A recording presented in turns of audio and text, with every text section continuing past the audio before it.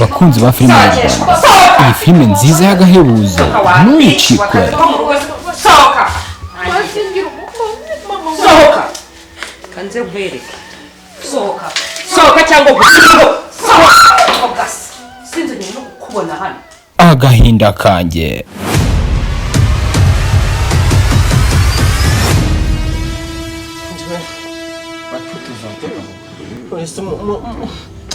muri kumpora oshe wagabanyije amarere ko no kukwica bari bukwica. Amazina yanjye yitwa Zuba Queen. Ndi umwana ubayeho ubuzima bwiza, aho data buriwe irengero nibwo ubuzima bwanjye bwaje kuba bubi.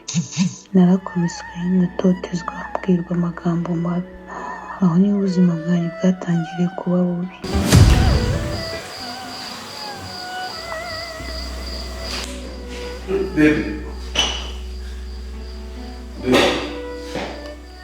Nshaka no gusinya kuri ibi bipapuro by'imitungo ikaba iyanjye gusa, ubundi maze nkabana n'uwo nishakiraga kandi numva nkunze.